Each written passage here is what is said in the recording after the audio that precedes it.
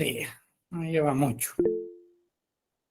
Eh, pero espero que me funcione de la manera que lo tengo planificado. Estaba dando un poco de tiempo también a los que siguen entrando, ¿verdad? Y el tema va a ser derechos y obligaciones que derivan del contrato individual de trabajo.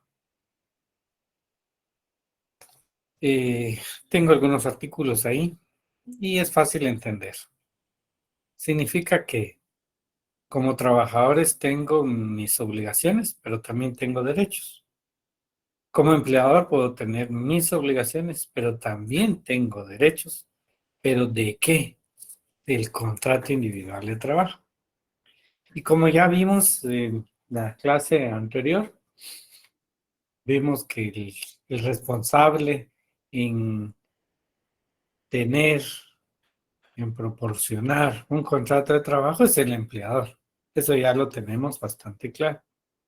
¿Qué sucede si yo facturo, pero al final estoy haciendo una labor normal dentro de la empresa? Ya entendimos, ¿verdad? Que el- la ley dice el contrato de trabajo, sea cual fuere su denominación, es decir, en otro contexto, sea cual fuere el nombre que le dio el empleador, pero si se adapta a un contrato de trabajo, se llama contrato de trabajo. Entonces eso ya lo entendimos. También vimos, les pedí que buscaran un contrato de trabajo y empezaran a verificar si cumple con los requisitos formales del artículo 29 del Código de Trabajo. Y entonces ahora ya entendemos, por eso repito, ya entendemos qué es un contrato de trabajo y al momento de tener un contrato de trabajo en nuestras manos, nacen esos derechos y obligaciones a que nos estamos refiriendo o que me estoy refiriendo en este momento. Pero vean algo curioso. Veamos el artículo 61 del Código de Trabajo. No lo voy a leer todo, ¿no? Pero por lo menos una parte, ¿verdad? Para que ustedes terminen de leerlo. Yo no voy a terminar de leerlo. Lamentablemente, ustedes sí van a terminar de leerlo. Artículo 61.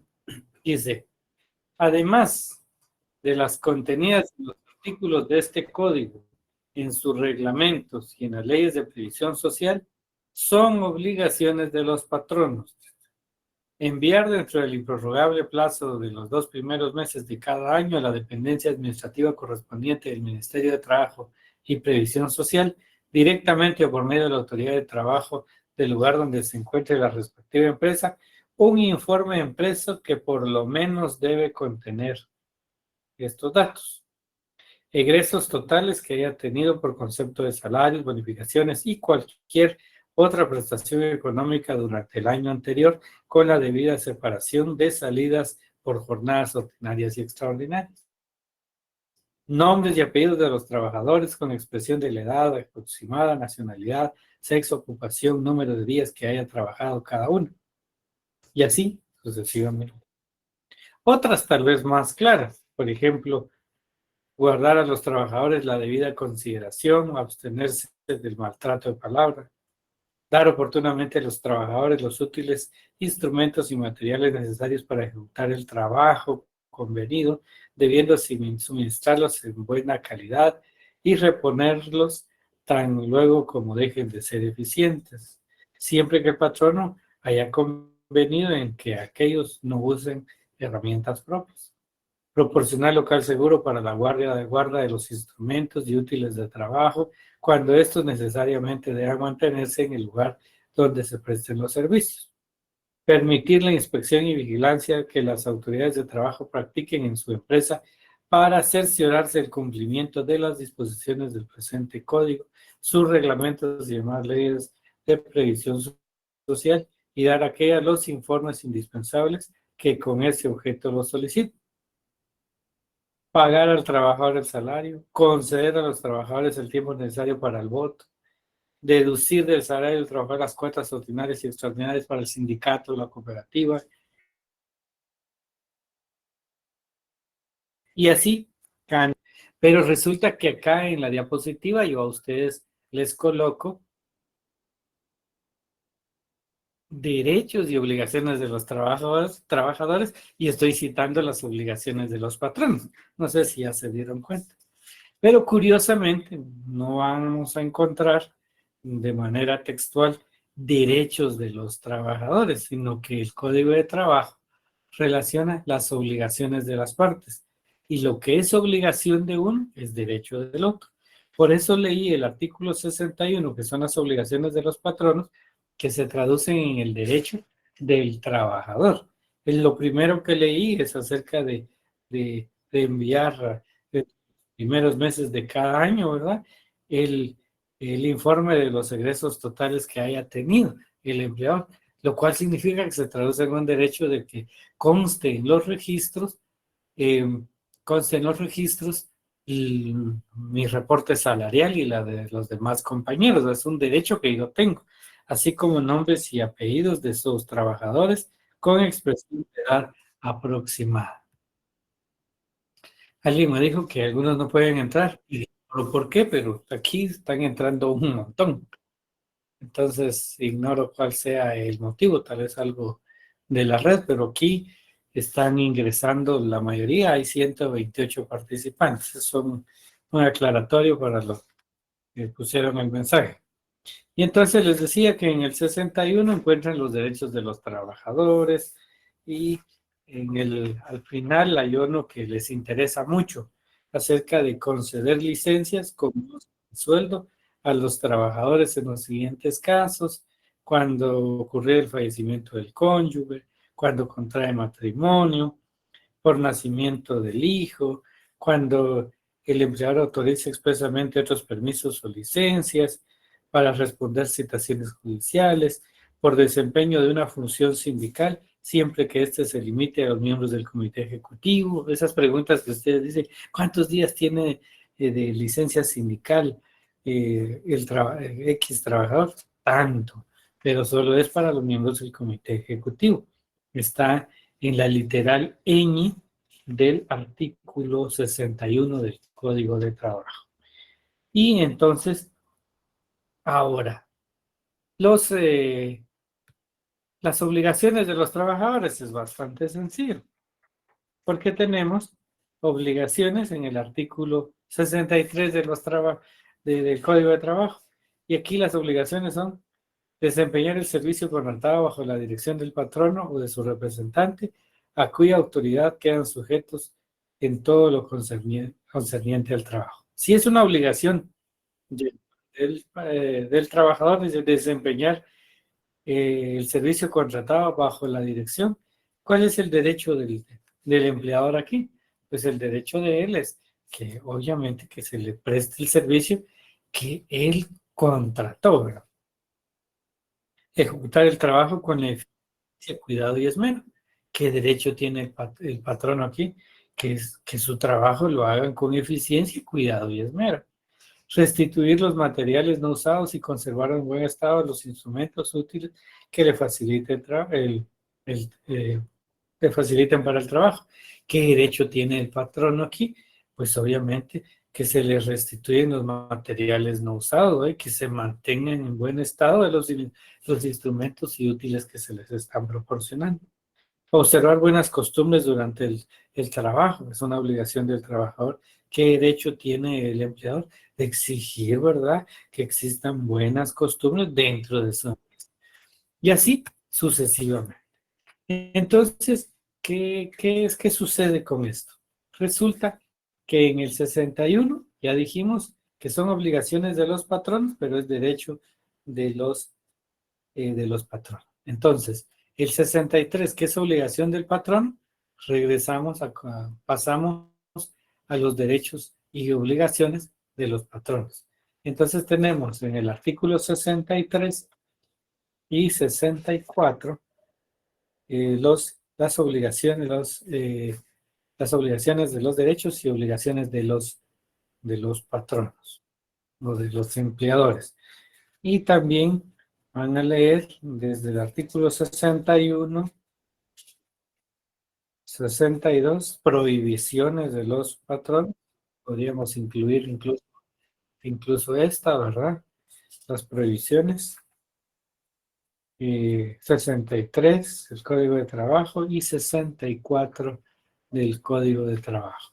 Entonces tenemos del 61 al 64 del Código de Trabajo, donde se traducen los derechos y obligaciones de las partes o de los sujetos del derecho individual de trabajo. Creo prudente que hagan una especie de tablita copiando, ¿verdad? Y pegando los derechos, ¿verdad? Del trabajador para que ustedes puedan hacer una lectura un poco más amplia de todos estos, de estos artículos y sus literales, ¿verdad? Entonces hagan una tablita de derechos de los trabajadores, tales y tales. Pueden hacer aclaratorios que se extraen de las obligaciones del patrono, artículo tal y tal, y así al contrario con el empleador. Y en lectura obligatoria, ya di la lectura de los artículos del 18 al 37 en la clase anterior, ahorita estoy dando del 61 al 64. Como ven, se están incrementando los artículos. No me vayan a preguntar después, mire, ¿de qué artículo? ¿De qué artículo? Porque de una vez los estoy dando. Entonces tomen nota que esos son los artículos a leer. Bueno, hagan ese ejercicio que les digo, una su tablita, derechos de los trabajadores, con las anotaciones pertinentes, de dónde se extraen esos derechos, y al contrario con el empleador. Por favor. Bueno, dicho esto, ya que no medita que lea todo porque realmente es puro contenido, pura información que ustedes están obligados a leer. Y entonces les dejo a ustedes esa tarea de esa lectura de los artículos, ¿no? Ahora vamos a pasar a otro subtema. Hoy no vamos a, como les digo, no va a ser mucho, pero lo que voy a explicar en este subtema va a englobar casi todo lo que después vamos a puntualizar. Y es acerca de la nulidad del contrato individual de trabajo. Déjenme explicarles primero cómo funciona la nulidad. Partamos del derecho común. Si una persona vende una propiedad con un título falso, ¿qué va a suceder? Pues obviamente si se inicia una denuncia penal, se presenta una denuncia penal, pues puede concluir en que se determine la falsedad del instrumento con el que hizo valer un derecho para vender esa propiedad. ¿Y qué va a suceder automáticamente? Regresa al estado anterior, es decir, al dueño original al que se le restituye la propiedad, dado que hubo una nulidad. No me pregunten, ¿y qué pasa con el que pagó? Que no es tema de hoy. Explico nada más que esa nulidad provoca que el contrato regrese a su estado original y porque es declarado nulo la venta que pudo haber hecho otra persona sin escrúpulos. Esa es una de las nulidades, ¿verdad? En el derecho común. Entonces, ¿cómo funcionaría la nulidad en el derecho de trabajo? Leamos el artículo 12 del Código de Trabajo.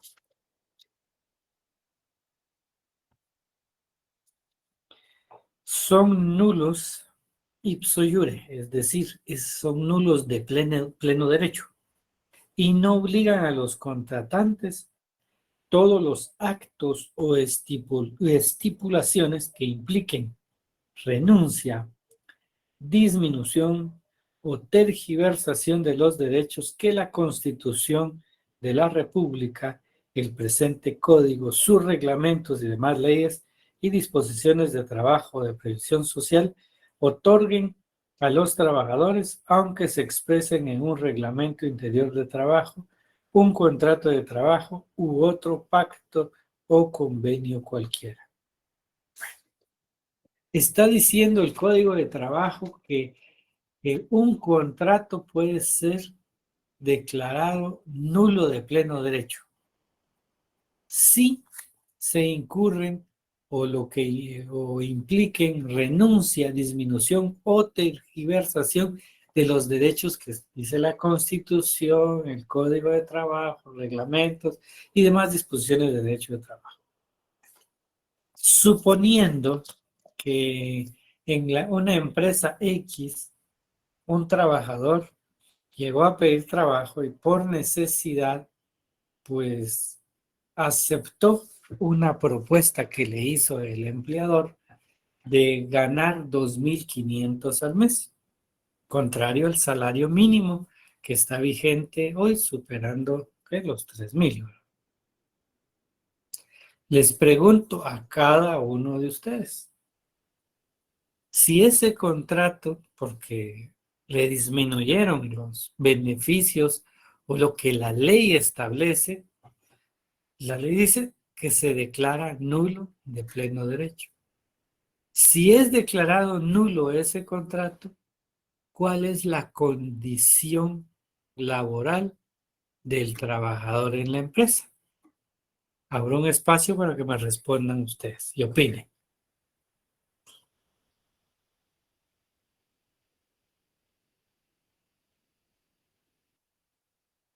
Solo uno a la vez, no todos.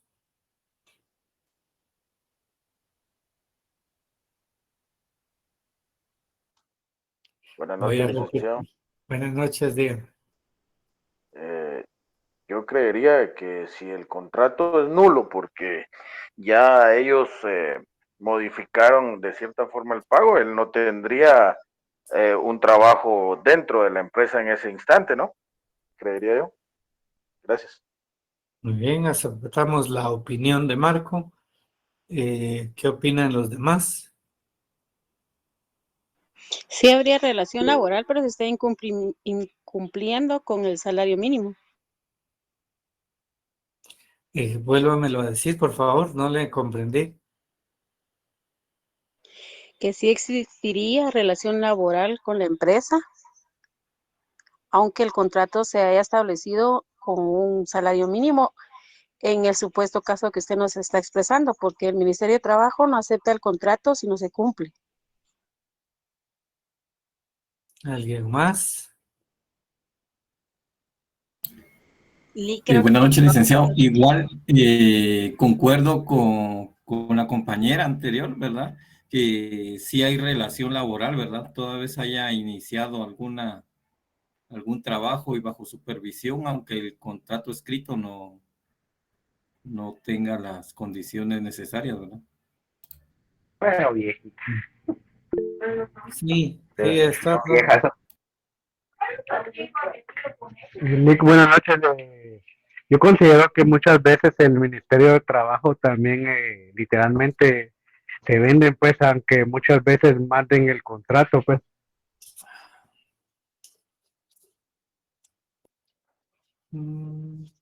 Comentario, dejémoslo como comentario. ¿Alguien más? Lickper, A ver. desde mi opinión,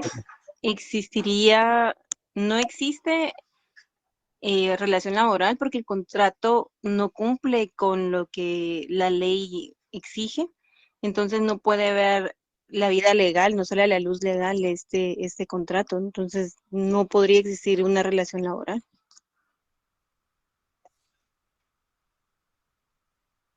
Bien, igual que Marco, algo como lo que dijo Marco. ¿Otra opinión más antes de que participe? Sí, perdone, yo creo que sí existiría porque según la clase anterior, solo con prestar nuestros servicios ya estamos, eh, ya tenemos una relación con él, ¿verdad? Laboral. Según la clase anterior. Sí, Ah, Licenciado, yo muy creo que ahí bien. no habría una relación laboral, porque si el artículo desde el inicio dice que es nula ipso iure y que no obligan a los contratantes, por ende no existe relación laboral. Ya. ¿Alguien más que quiera opinar sobre este tema?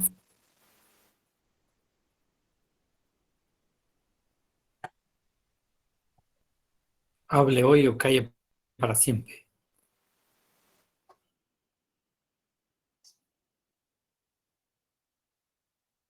Bueno, pregunto a Jenny, que me gustó su participación.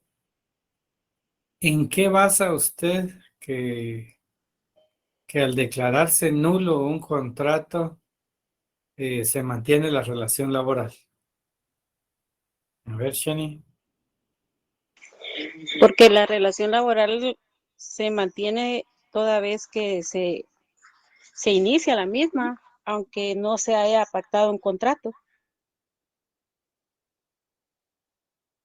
Bueno, hablemos de que está pactado, ¿verdad? Sí, está bien. Por eso preguntaba y le di participación a usted porque fue la primera en plantearlo de esa forma, ¿no? Ahora, Jenny, fundamente su respuesta.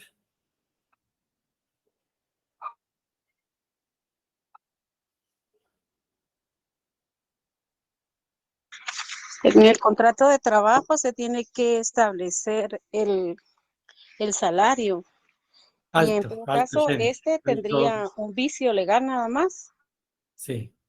Usted me dio una respuesta muy puntual. Le estoy pidiendo que fundamente su respuesta.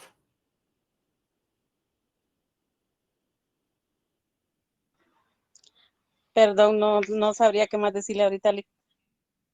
Bueno, está bien. La cosa es que sigan hablando, ¿verdad? Eso es importante. Eh, Me llamó la atención su respuesta inmediata, ¿verdad? Y ahí los mensajes están dando las respuestas, ¿verdad? En el artículo 19 del Código de Trabajo, léalo usted para que vea cómo la ley resuelve este problema.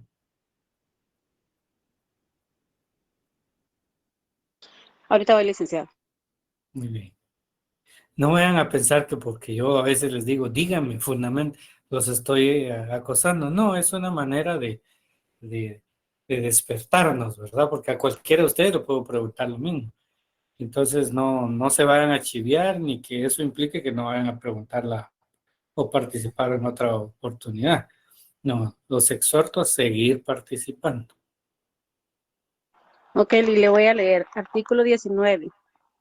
Para que el contrato individual de trabajo exista y se perfeccione, basta con que se inicie la relación de trabajo, que es el hecho mismo de la prestación de los servicios o de la ejecución de la obra en las condiciones que determina el artículo precedente. Ahí estamos. Basta que se inicie la relación laboral, dice ella, que es el hecho mismo de la prestación del servicio, ¿verdad? Eso dice, ¿verdad, Jenny? Entonces, Licenciado. cuando usted dio respuesta que subsiste la relación laboral, lo único que tenía que decir es que me fundamento en el artículo 19 del Código de Trabajo que establece tal cosa. Porque usted utilizó el término, pero ahorita comprendí que de repente no sé si lo utilizó como como lo establece el Código de Trabajo o por simplemente se le ocurrió decirlo, ¿verdad? No lo sé, ¿verdad? Pero por eso es que pedí fundamento. Pero usted respondió correctamente, solo le faltó fundamentarse bien, ¿verdad? Entonces, significa que el siguiente tema que está aquí es una cuestión muy rara en la redacción que colocaron, no lo escribí yo, sino que es un tema doctrinario, subsistencia del contrato de trabajo no obstante la nulidad del contrato. Se refiere a la subsistencia, ¿verdad?, de la relación laboral, no obstante la nulidad del contrato, porque el contrato no va a subsistir, ¿verdad? Subsiste la relación laboral. Es decir, el contrato de derecho y lo que subsiste es esa relación laboral con base en el artículo 19 del Código de Trabajo. Y entonces, con base en ese artículo, entonces significa que se anula ese contrato, pero si subsiste la relación de trabajo, entonces se tienen por incorporado a esa relación laboral por todos los derechos, ¿verdad?, contemplados en la Constitución, en el Código de Trabajo, reglamentos y demás disposiciones en materia de derecho de trabajo. Y entonces el trabajador puede continuar laborando en la empresa Sí, por eso el tema es la subsistencia de la relación laboral, ¿no? Porque puede continuar laborando, pero evidentemente el empleador debe de solventar, debe obviamente, de subsanar el error incurrido para que él pueda gozar de los derechos que le corresponden. Bueno, eso es en el deber ser, ¿verdad? Que ambas partes no se hayan dado cuenta. Pero puede ser que el trabajador un año después se esté enterando que, que su contrato es nulo, ¿no? Entonces él puede pedirle al empleador que le, que le reponga, ¿verdad?, los derechos que tiene, que claramente o posiblemente el empleador se oponga, ¿verdad? Y al oponerse, entonces puede que lo despida. Y al ser despedido, va a solicitar retroactivamente todos los derechos que dejó de pagarle el empleador, ¿verdad?, al trabajador. Entonces, varios escenarios se dan en ese aspecto, pero no, la relación laboral es la que subsiste, no obstante esa nulidad del contrato de trabajo.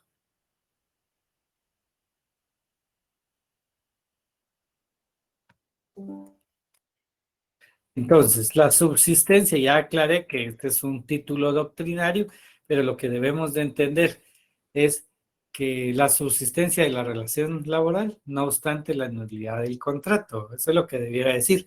Pero los doctrinarios lo dejaron como subsistencia del contrato, pero refiriéndose a esa relación laboral.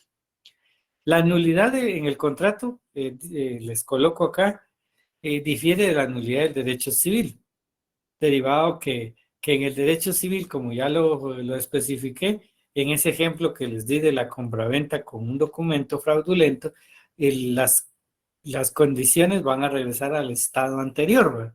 En cambio, acá el contrato se anuló, pero continúa la relación laboral. Y entonces aquí en el derecho civil hay nulidad absoluta, relativa y total o parcial. Y la absoluta cuando existe violación a principios fundamentales, relativa cuando no transgrede principios fundamentales, total o parcial, es decir, cuando dicen es una nulidad parcial porque solo en cierto aspecto hubo alguna nulidad, ¿verdad? O total cuando es todo.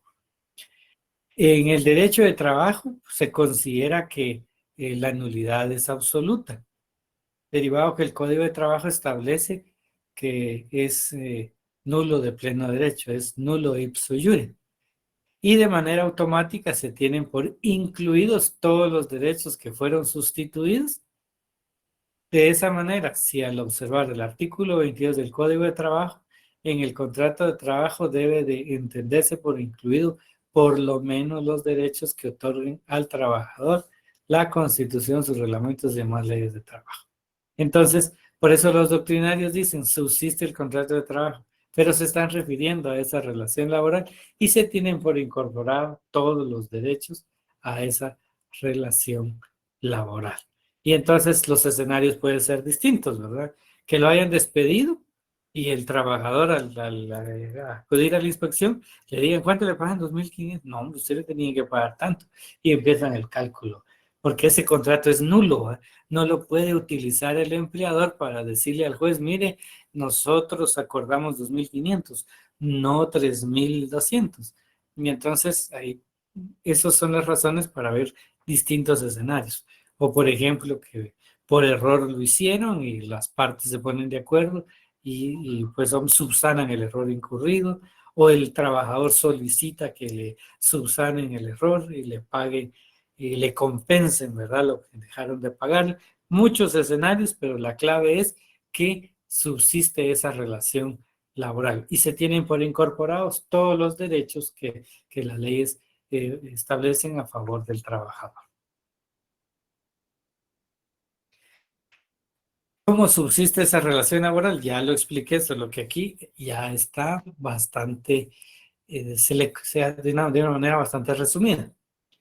Simplemente debe tenerse presente que la prestación de un servicio hacia un patrono puede iniciarse mediante un contrato o relación de trabajo. Eso ya lo tenemos claro. Lo cual significa que en aplicación de la relación laboral que da inicio con la prestación del servicio y la inclusión de las garantías mínimas, está garantizando el derecho del trabajador a la prestación de los servicios, lo cual explica la subsistencia de la relación laboral. Si la nulidad es declarada antes del inicio de la prestación del servicio, hay otro escenario ahí, no podrá exigirse la prestación, sino un reclamo a título de daños y perjuicios, porque puede ser que hayan firmado un contrato para iniciar dentro de 15 días y él renunció a otro subcontrato, pero se da cuenta que lo están afectando y él reclama, seguramente no va a empezar a trabajar. Van a rescindir ese contrato, pero como él renunció a otro, tiene derecho a demandar daños y perjuicios. Los jueces en materia laboral, al momento de reclamar la nulidad de un contrato de trabajo, trae como consecuencia la retroactividad de los derechos mínimos del trabajador y como consecuencia el pago de los mismos. Lo cual significa que hoy de que tiene conocimiento él de ese hecho, verifica desde qué momento cometieron el error, en donde declara él la nulidad de ese contrato y retrae para que a él le repongan todo al mínimo, ¿verdad? Todos los derechos o garantías que pudo haber tenido derecho y que el empleador omitió darle al trabajador. Ahora pregunto, ¿me entendieron? Sí, Liz. Excelente. Un like ahí, si entendieron todos. Excelente, excelente. Muy bien. Pero es el espacio de ustedes. Si tienen alguna otra duda, pues es de ustedes el espacio. Excelente, pues llega hasta campanitas recibí hoy.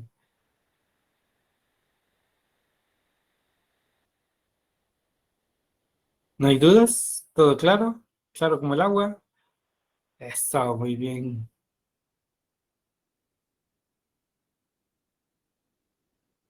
Como que ya nos estamos acostumbrando a esta modalidad, ¿verdad? Yo he percibido con ustedes que pues es también una modalidad que nació de forma emergente, pero que pues yo siento, es mi percepción, que ha funcionado.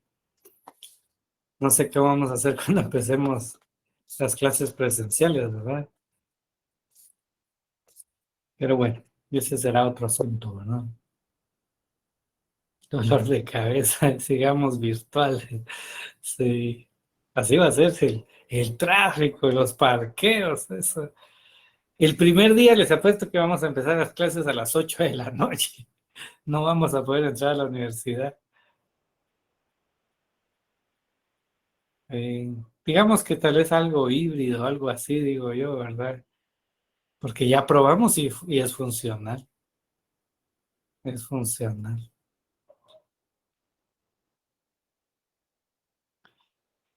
El tráfico complicado, pero lo bueno es ir por los chucos, dice alguien.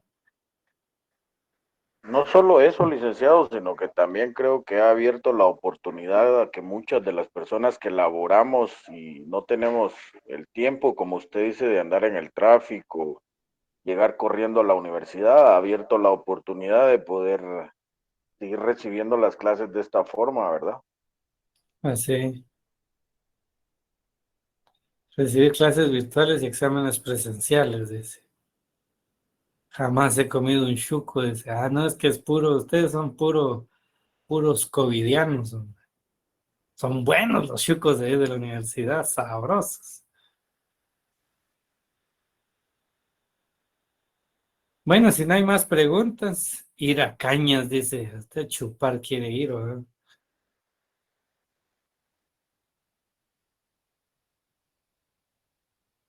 Ahí, ¿qué dice?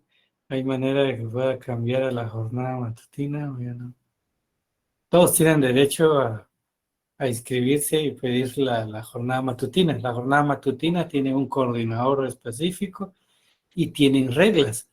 Y tiene que, digamos, someterse, mantener un promedio, ¿verdad? Eso es lo que debe de hacer para, para poder estar ahí. Les cuento que yo estudié en la jornada de la mañana y fuimos la primera promoción también hace ya un tanatal de años, les cuento. Pero sí se puede. Bueno, si no hay más dudas.